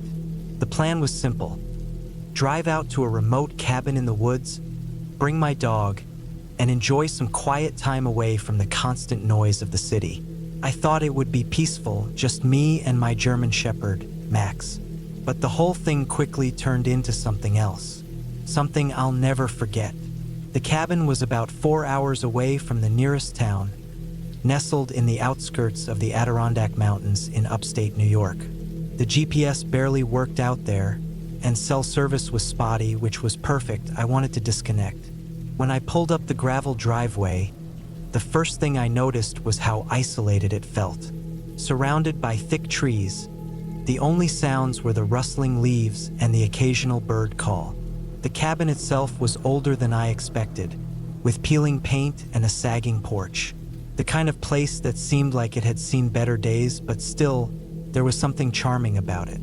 Inside, it was even more rustic than I'd imagined. The walls were made of dark wood, the kind that always made a creaking sound whenever the wind blew. A stone fireplace sat in the middle of the living room, the kind you'd expect to see in a hunting lodge. There was a small kitchen to the left, with mismatched plates and an old gas stove. The whole place smelled like pine and dust, and it was the kind of cabin where you knew it hadn't been cleaned in a while, but it didn't matter.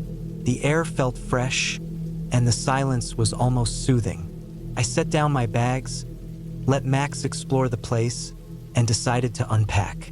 The sun was starting to dip behind the trees, casting long shadows through the windows. I knew I had to get a fire going before it got too dark, so I started hauling logs from the pile outside. By the time the sun disappeared completely, the fire was crackling in the hearth, casting flickering shadows across the room. Max curled up by the fire, and I settled in with a book. As the night deepened, I started to hear noises outside. At first, I thought it was just the usual forest sounds: branches cracking, animals rustling. But then, it started to sound like footsteps. Slow, deliberate steps, almost as if someone was walking around the cabin. I told myself it was just the wind or maybe a deer passing by, but the sound was too heavy for that. It was too rhythmic, like someone was pacing around the cabin, just out of sight. Max, who had been lying on the rug by the fire, suddenly lifted his head and stared at the door. His ears were up, and he started growling low in his throat. I froze. Max wasn't a dog who spooked easily, but something was definitely making him uneasy. I stood up and walked over to the door, peering through the small window beside it. Nothing. The night was dark, and the woods seemed to swallow up the light from the cabin. Couldn't see a thing. I chalked it up to my imagination and tried to settle back down. But the footsteps continued. It was getting harder to ignore. I told myself I was being paranoid. I was out in the woods alone, after all, and my mind was probably just playing tricks on me. But the longer I listened, the more certain I became that something was out there. Max was on edge now, pacing back and forth, whining under his breath. I grabbed the flashlight from the kitchen and opened the door, stepping out into the cold night air. Max followed close behind me, still growling. The flashlight beam danced over the trees, the grass, the cabin's old porch, but there was no sign of anyone. I shined the light around, scanning the area, and for a brief moment, I thought I saw something moving in the shadows. A figure, just on the edge of the beam, standing perfectly still. But when I swung the flashlight back in that direction, there was nothing. I felt a chill creep up my spine. My heart was pounding now. I wanted to tell myself it was just an animal, maybe a deer or a raccoon, but there was a strange feeling in the pit of my stomach. It didn't feel right. Max, who had been sniffing around, suddenly barked loudly and ran toward the tree line. I chased after him, calling his name, but he was already moving deeper into the woods. The flashlight in my hand shook as I ran after him, the beam bouncing erratically. Then I saw it. At first, it looked like nothing more than a shadow among the trees, but as I got closer, the shape became clearer. A man. He was standing still, facing away from me, motionless. His clothes were dark, blending in with the night. I called out to him, but he didn't respond. Max stopped a few feet away from him, growling viciously. The man didn't move. I felt a rush of panic, my breath quickening. What the hell was going on? I took a step closer, trying to get a better look, but before I could react, Max suddenly lunged at the man, barking and snarling. The man's head whipped around, his eyes wide and wild. I froze. His eyes were completely black. No whites, just solid, deep black like pits. The hairs on my neck stood on end. My heart was in my throat. Without thinking, I grabbed Max by his collar and yanked him back, pulling him towards the cabin. The man didn't move. He just stared at us, his head tilted slightly as if he were studying us. I didn't know what to do. I had no idea who this person was or why he was out here, but I knew one thing. I had to get inside, away from him. I turned and ran back to the cabin, Max pulling against my grip. I slammed the door shut behind me and locked it, my heart hammering in my chest. I didn't know if he was still out there, watching, but I wasn't about to open that door to find out. I grabbed my phone, but there was no signal. Of course, there wasn't.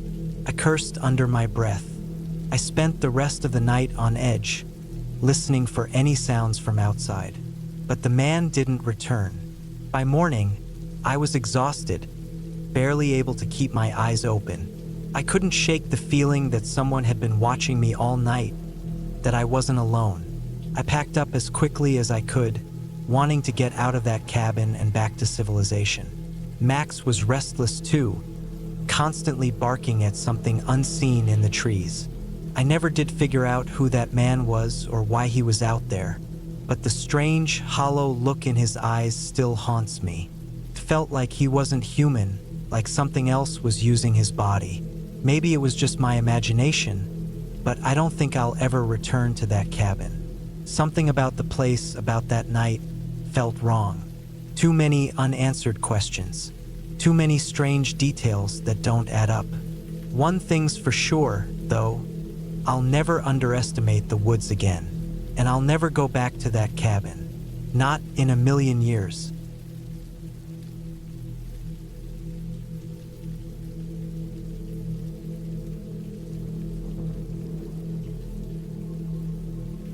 The air was thick with the scent of pine and damp earth as I pulled up to the old cabin in the woods. It was late autumn, the trees shedding their leaves in swaths of red, orange, and brown.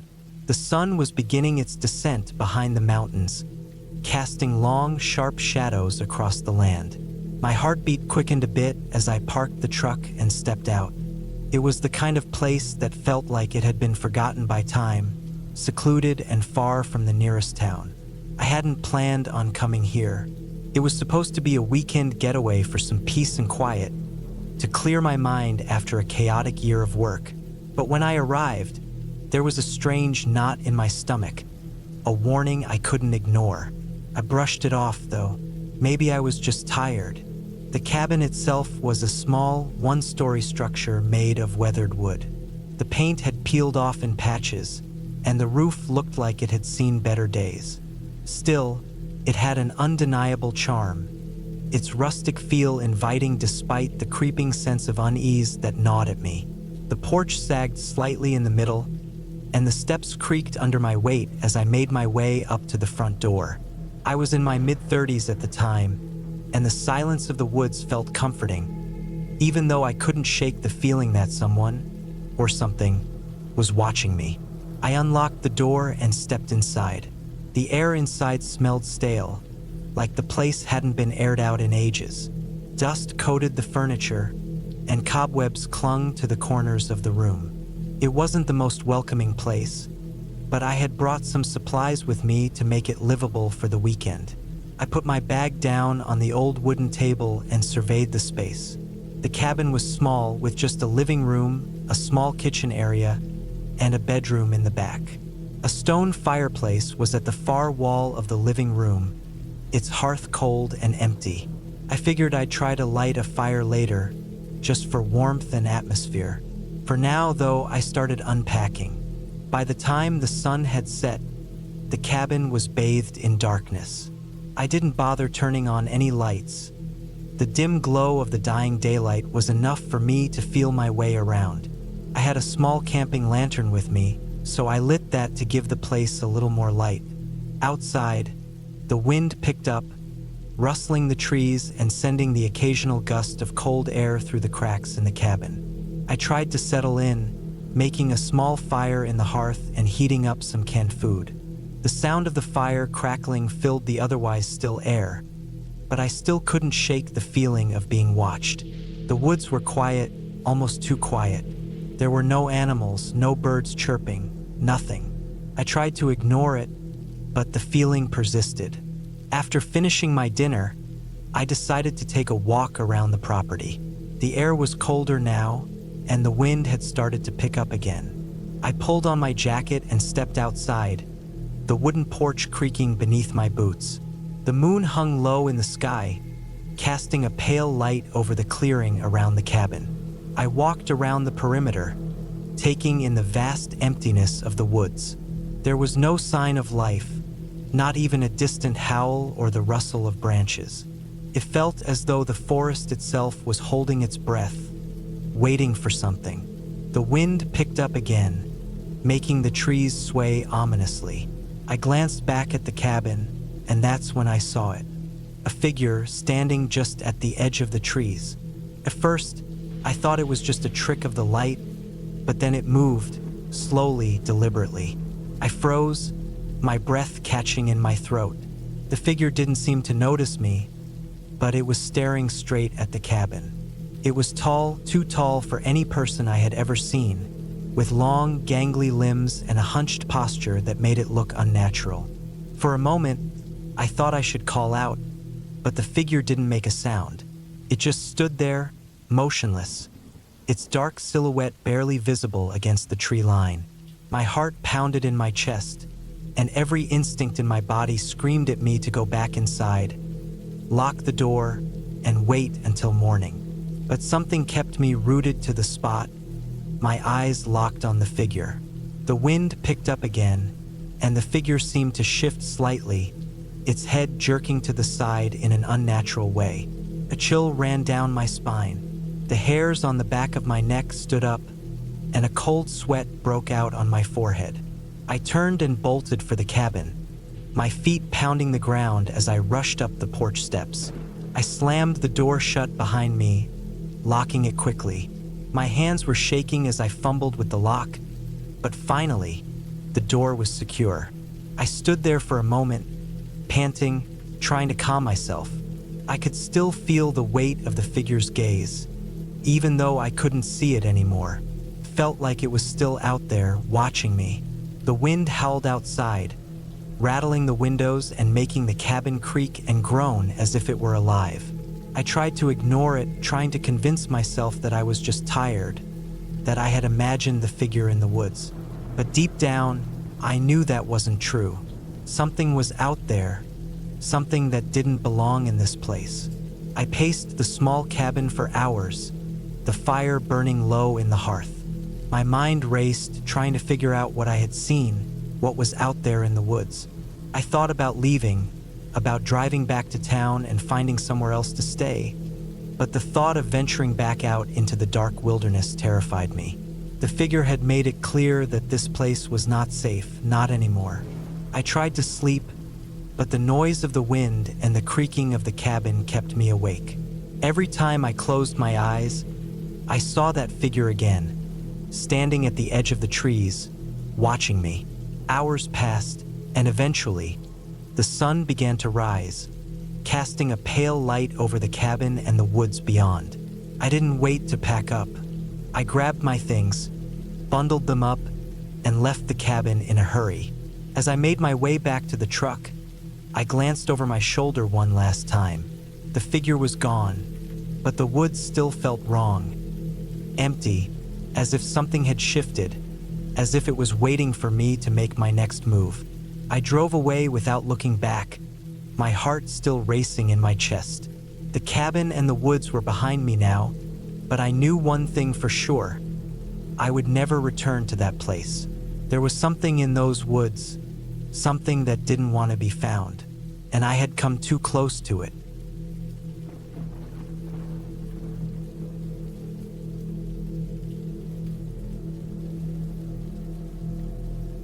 The rain started coming down hard around midnight. It wasn't a gentle drizzle, but a steady downpour that seemed to drum on the roof of the small cabin I had spent the past few weeks building. I'd been alone up here in the woods for a month now, far from the nearest town. The place I had chosen was isolated, just the way I liked it. A small, one-room cabin nestled between two hills, surrounded by thick trees. The kind of place where you could forget the world for a while. And honestly, that's exactly what I was doing. I wasn't running from anything, but it sure felt good to disappear into the quiet, away from the noise of people and city life. I had built the cabin myself, a bit more rustic than what most people would consider comfortable, but it was mine.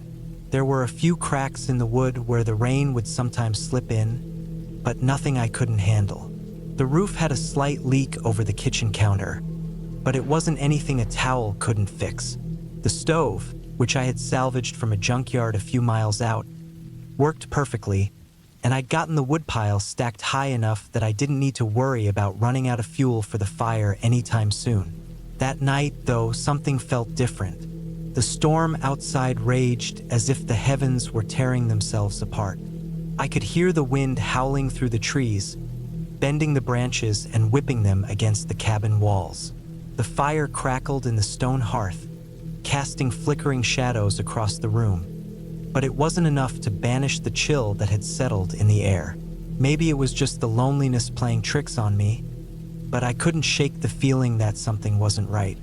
I had a cot set up near the window, and as I sat in front of the fire with a mug of coffee, I found myself staring out into the darkness. The rain blurred everything.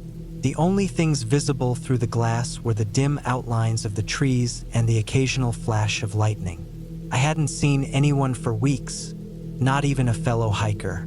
It was just me, the cabin, and the storm.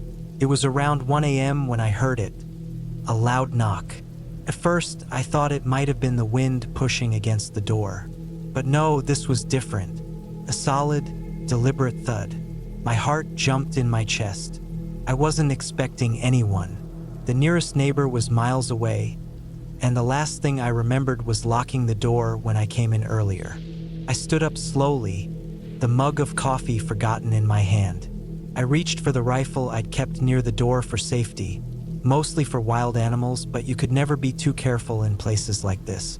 My hand gripped the cold wood of the gun as I approached the door, every nerve in my body on edge. The knock came again, louder this time. There was no mistaking it. Someone or something was out there. I opened the door a crack, peering through the gap into the rain. The wind was so strong that it almost pushed the door back in my face. But there was nothing there. No person, no sign of anyone. Just the rain, falling in sheets, the ground muddy and slick. My breath came out in a visible cloud of air. I stood there for a moment trying to make sense of it. Maybe it was just a tree branch hitting the door, but it didn't feel like that.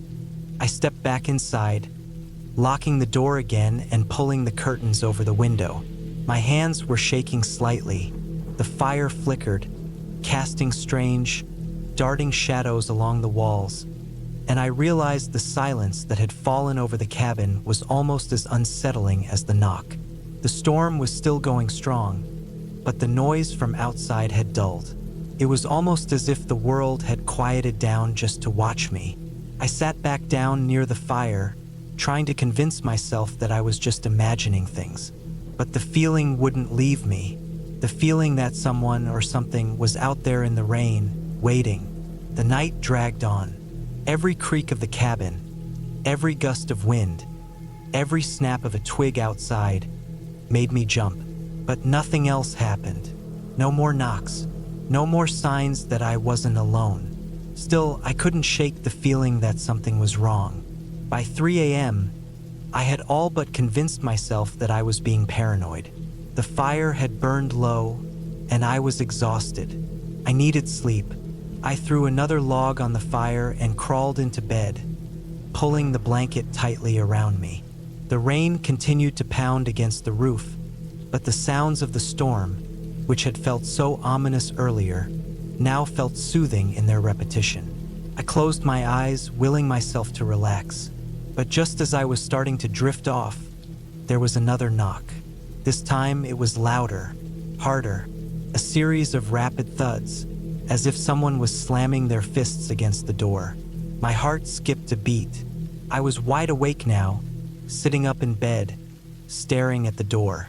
My mind raced through every possibility. Could it be a prank? Some kind of sick joke? But who would do that out here in the middle of nowhere? The nearest town was at least an hour's drive away. I grabbed the rifle again, my fingers trembling as I made my way to the door. I checked the window first, but the rain had obscured my view. There was no sign of anyone, no shadow, no movement. Only the relentless rain and the swirling darkness outside. The knocking continued. This time I didn't wait. I yanked the door open, my rifle aimed directly at the threshold, ready for anything. But once again, nothing was there.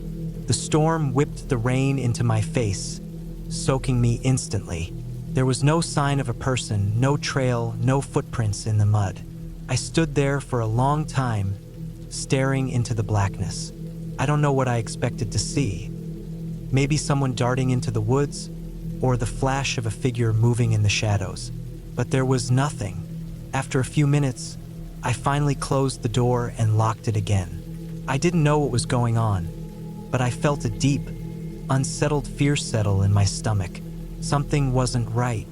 The rest of the night passed without incident, but I didn't sleep. I sat by the fire, watching the rain fall, wondering if I was losing my mind. The knocks hadn't been just the wind. I was certain of it. By morning, the storm had passed, and the sky was clearing. The cabin was quiet again, the air thick with the smell of damp wood. I had decided that I would leave.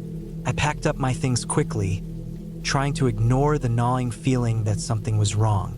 The silence outside seemed too still, too unnatural, and I wanted to be anywhere but here. As I stepped outside, I noticed something that made my blood run cold. A series of fresh footprints in the mud, leading away from the cabin. They were too clear to be from an animal, too deliberate to be from a lost hiker. Someone had been watching me all night. The feeling of being alone was gone. Something was out there, and I wasn't the only one who knew it.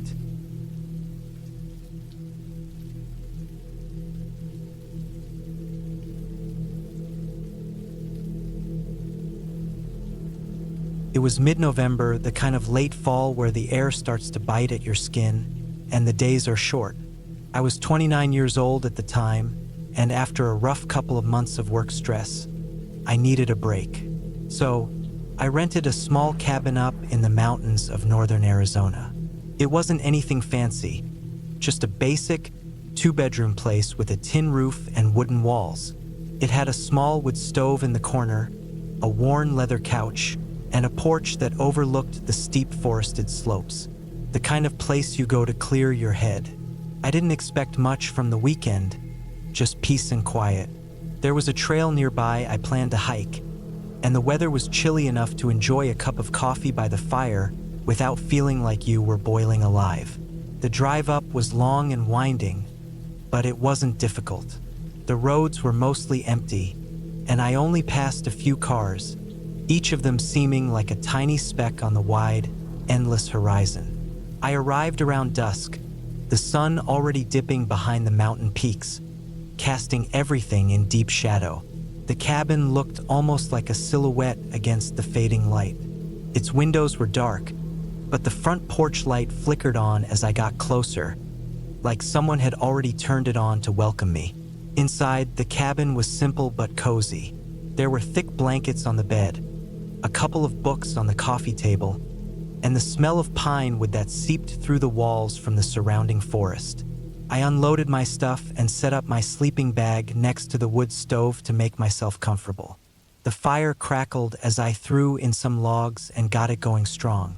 The only other sound was the occasional creak of the house settling. As night settled in, the wind began to pick up. It was a cold wind coming off the peaks, and it whistled through the trees. I tried to push it out of my mind. The night was meant to be quiet, so I cracked open a bottle of whiskey and poured myself a drink. I knew I'd be hiking early in the morning, but for now, I wanted to relax and enjoy the solitude. Around 10 p.m., I heard something that made my blood run cold. At first, it was faint, a soft tapping on the side of the cabin. I figured it was the wind pushing branches against the wall, maybe the roof settling again. But then it came again, louder this time, like someone was knocking, and it was coming from the back of the cabin. I stood up, my heart suddenly racing, and I grabbed the flashlight from the kitchen counter. There was no one else out here, at least not that I knew of. The cabin was in the middle of nowhere, surrounded by miles of dense forest. I stepped outside onto the porch, shining the flashlight into the trees. The beam cut through the darkness, but all I could see was the black, empty wilderness around me. There was no sign of any movement, no indication that anything was out of place. The wind howled, but that was all. I hesitated, trying to convince myself it was just my mind playing tricks. Maybe an animal, maybe something else. But I couldn't shake the feeling of being watched. As I stood there, scanning the tree line, I heard it again, this time clearer. The sound of footsteps in the leaves. Slow, deliberate. I froze, feeling a chill run through me that had nothing to do with the cold. The footsteps came closer, and I could hear a soft rustling, like something or someone was moving through the underbrush. My heart was pounding in my chest as I stared into the blackness. Then, through the trees, I saw a figure. At first, I thought it was a person, but something wasn't right. It was too tall, too gaunt. It moved oddly, as if its legs were too long for its body. The figure didn't walk like a normal person, sort of shuffled, like it was dragging its feet, and it leaned forward as it moved. Its outline was distorted by the shadows, but I could see the shape clearly enough. Its arms were unnaturally long, and its face was almost too smooth, like it was stretched too tight over the bones. I was frozen in place, unable to move, unable to breathe. The figure took another step forward, and then another. The ground creaked under its weight as it moved closer to the cabin, its shape becoming more defined in the light of the flashlight. It was then I realized what I was looking at. It was wrong. It wasn't human. I wanted to run, to grab my stuff and get out of there, but my legs wouldn't move. The thing was getting closer. Its body was too thin, too unnaturally long. It had the form of a person, but its face, God, its face, it was all wrong. It had the features of someone I couldn't quite place, but the skin was stretched too tight. Its eyes were wide, dark, and hollow, like deep, black pits. I didn't dare take another breath, didn't dare make a sound. The creature stopped just at the edge of the trees, barely visible now, but I could feel it staring at me. There was something almost calculating about the way it stood there, like it was deciding what to do next. Time seemed to stretch on forever as I stood frozen, just watching it. Then, almost as if it lost interest, the thing turned and shuffled back into the woods. Slowly, as though it knew I was too terrified to follow. I didn't know how long I stood there, staring after it, but eventually I snapped out of it. I ran back into the cabin, locking the door behind me and closed every window. I even blocked the doors with a chair, just to be sure. The night dragged on, but I couldn't sleep. I couldn't even close my eyes. The whole cabin seemed to pulse with an eerie energy. Every creak of the wood, every gust of wind, made me jump. I couldn't shake the feeling that I was being hunted, that the thing from the woods was out there, waiting for me to slip up. I stayed up all night, wide awake, staring out the windows. At some point, I thought I heard it again, the rustling of footsteps in the leaves. But I didn't dare look outside. Couldn't. The next morning, I was exhausted, but I packed up and left the cabin as quickly as I could. I didn't even look back as I drove down the mountain. As I left the area, the trees and the hills seemed to close in behind me, but I didn't care. I was done. Even now, I can't shake the feeling of that thing watching me. The thought of it still makes my skin crawl. I've heard of people talking about skinwalkers, and while I never believed in any of that stuff before, I'm not so sure anymore. Something about that night didn't feel right. Like I wasn't just dealing with an animal or some random person lost in the woods. It felt deliberate, like it knew exactly what it was doing. I never went back to that cabin, and I don't think I ever will.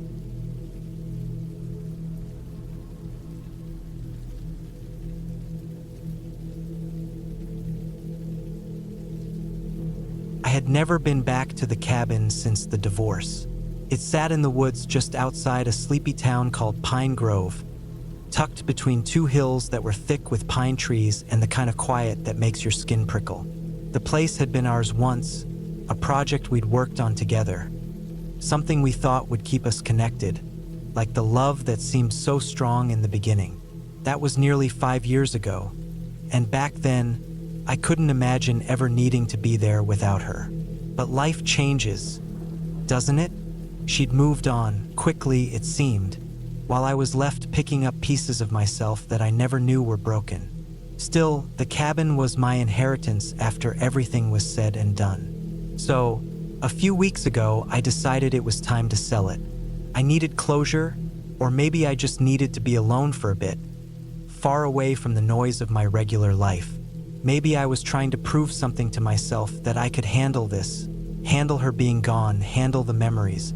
I didn't know what I was walking into.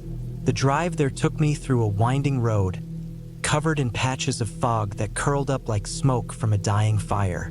The old station wagon I drove groaned against the potholes in the gravel path, but the road was empty. No one in sight. The trees around me looked like dark sentinels, as though they were keeping secrets, watching me as I made my way further up the hill. The cabin came into view about an hour later, sitting at the edge of a clearing. The wooden structure was weathered, the once bright paint peeling away in strips, revealing the raw gray wood beneath. It looked sad, like a house waiting for its family to come back and fix it. The porch creaked in the wind, and I felt a familiar pang in my chest. I parked the car and just sat there for a few minutes, staring at the cabin. The air was thick, humid, even though it was late fall. I stepped out and stretched my legs, suddenly aware of the stillness around me. Even the birds had stopped calling. Everything felt too quiet, too heavy. I grabbed my bag and headed for the door. Inside, it smelled like dust and forgotten things. Wooden beams that hadn't been touched in years, old furniture covered in sheets that had yellowed over time. I set my bag down and ran my hand along the back of the couch, remembering the nights we'd spent here, watching movies, talking about everything and nothing, pretending like this place would always be ours. But now it felt wrong. The space felt emptier than it should have been. I set the key down on the kitchen counter, walking around as if to get familiar with the place again, as if it hadn't once been mine. The table in the corner had the same stains on it that had been there when we lived here. I could still see the marks from the cup we used to fight over, the one with the chipped handle. She'd always leave it out, and I'd get so irritated. It wasn't until I reached the back porch that things started to feel off. There was something out of place. The air had shifted, and the hairs on the back of my neck stood up. I hadn't locked the door when I came in, just an oversight. But now, standing there on the back porch, I couldn't ignore the feeling that I wasn't alone. I stepped out into the yard, the wooden boards creaking beneath my boots. The wind had died down, but the silence had gotten heavier. Then, out of the corner of my eye, I saw something, movement near the tree line. It was quick, too quick for me to make out, but it was there. A figure, just beyond the reach of the fading sunlight. My heart picked up pace, and for a moment, I thought I saw her. I thought I saw Megan standing there, her long brown hair blowing in the breeze, her face half hidden in shadow. But when I blinked, the figure was gone. I shook my head, trying to shake off the unease that crawled up my spine. It's just the mind playing tricks, I told myself. But something wasn't right. I wasn't sure if it was the cabin or the fact that I hadn't really been here since everything went down with Megan. But the unease wouldn't leave. I went inside and locked the door behind me, sitting down on the couch, trying to breathe through it. Maybe I was just exhausted from the drive. Maybe my mind was conjuring things because it hadn't had a break in years. But that night, things only got worse. I woke up to a sound, a tapping, soft at first, like someone trying to get my attention without waking me. I listened for a moment, my eyes adjusting to the pitch-black darkness. The tapping continued. It wasn't like rain against the window or the wind against the walls. This was rhythmic, deliberate. I got up and walked to the window, peering out into the yard. Nothing, just the empty trees swaying gently. I shook my head and turned back inside, but as soon as I did, the tapping started again. This time, louder. It wasn't coming from outside anymore. It was coming from the walls. I froze. This was insane. My heart started to race, adrenaline flooding my system. Was it the house settling?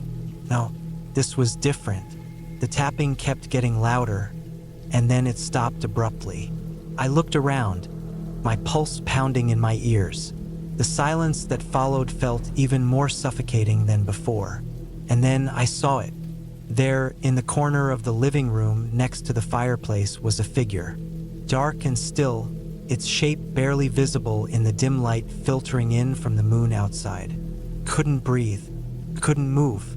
It was like my body had forgotten how to function. It was only for a second, but in that second, I was sure I saw her face, Megan's face.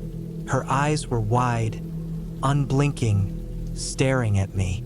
Then, as quickly as it had appeared, the figure vanished, leaving nothing but the empty, silent room.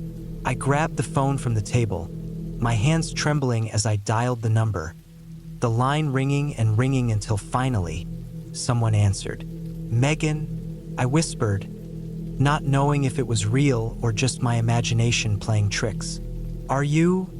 But the line was dead, nothing but static.